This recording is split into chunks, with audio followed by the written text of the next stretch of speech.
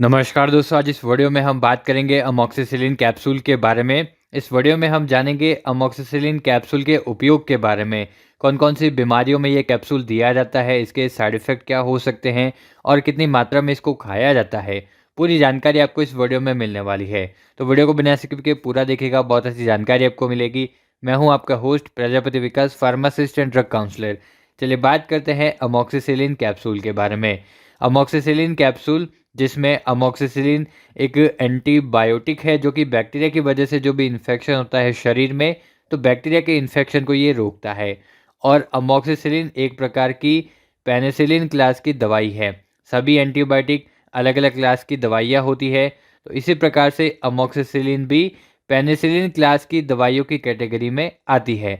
यहाँ पर अगर इसकी स्ट्रेंथ की बात करें, कौन-कौन सी स्ट्रेंथ में ये मिलती है, तो ये 250 एमजी में आती है और 500 एमजी में ये आती है। और इसके जेनेरिक नाम से भी ये मार्केट में मिल जाती है, जो कि अमॉक्सिसिलिन है इसका जेनेरिक नाम।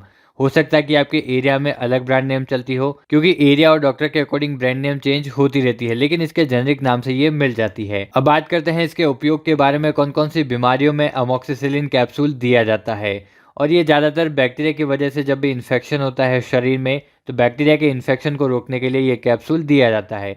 जैसे कि कान, नाक और गले में इन्फेक्शन होता है बैक्टीरिया की वजह से, तो उस इन्फेक्शन को रोकने के लिए कैप्सूल दिया जाता है।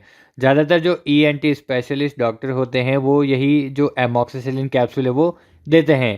तो अगर कान में इन्फेक्शन हो गया है बैक्टीरिया की वजह से, नाक में इन्फेक्शन हो गया है या गले में इन्फेक्शन हो गया है, तो उस दौरान अमॉक्सिसिलिन कैप्सूल भी दिया जा सकता है। इसके अलावा इस कैप्सूल का उपयोग तब करते हैं जब यूरिनरी ट्रैक्ट में इन्फेक्शन हो जाता है, यानी मूत्र मार्ग में अगर संक्रमण हो रहा है बैक्टीरिया की वजह से, तो उसको रोकने के लिए कैप्सूल देते हैं। इसी के साथ में अगर त्वचा में संक्रमण हो गया है या फिर आंत में संक्रमण हो गया है, तो उस दौरान भी कैप्सूल देते हैं। और गोनोरिया, जो कि सेक्सुअली ट्रांसमिटेड डिजीज़ है, ये भी बैक्टीरिया की वजह से होता है। ये एक यौन संचारित रोग है, तो उसके इलाज में भी अमॉक्सिसिलिन कैप्सूल दिया जाता है। और इस कैप्सूल का उपयोग तब भी करते हैं जब पेप्टिक अल्सर हो जाते हैं, पेट के अंदर अल्सर हो जाते हैं, तो अल्सर को रोकने के लिए भी ये कैप्सूल देते हैं। और ये जो अल्सर हो रहे हैं वो एच पाइलोरी बैक्टीरिया की वजह से हो रहा है, क्योंकि उसमें एच पाइलोरी बैक्टीरिया का इरेडिकेशन होने लगता है और उस वजह से पेप्टिक अल्सर होने लग जाते हैं। तो उन सभी के इलाज में जो अमॉक्सिसिलिन कैप्सूल है ये दिया जाता है, क्योंकि ये बैक्टीरिया के इन्फेक्शन को रोकती है। अब बात कर लेते हैं इसके साइड इफ़ेक्ट के बारे में, क्या-क्या साइड इफ़ेक्ट देखने को मिल सकते हैं।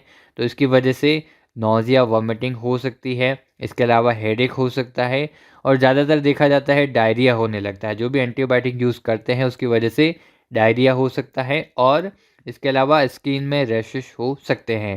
तो ये कुछ कॉमन साइड इफ़ेक्ट है। इसके अलावा दूसरे साइड इफ़ेक्ट देखने को मिलते हैं, तो आपको तुरंत डॉक्टर से सलाह लेनी है और मेडिसिन को डिसकंटिन्यू करना है। अब बात करते हैं इसकी डोज़ के बारे में, कितनी मात्रा में पेशेंट को दी जाती है, क्योंकि ये 250 एमजी और 500 एमजी दोनों स्ट्रेंथ में अवेलेबल होती है।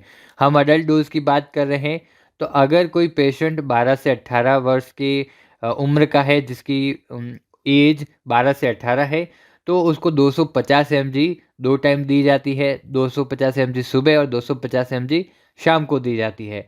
अगर इन्फेक्शन ज़्यादा सीवियर कंडीशन है, तो उस दौरान ये 3 टाइम दी जा सकती है, 250 एमजी सुबह, दिन में और शाम को। अब बात करते हैं उन पेशेंट के बारे में जिनकी उम्र 18 से ऊपर है, तो उनको 500 एमजी दिन में 2 बार दी जाती है, सुबह और शाम को। और अगर इन्फेक्शन ज़्यादा सीवियर है, तो उस दौरान ये 3 टाइम भी दे सकते हैं, 500 एमजी सुबह, दिन में और शाम को।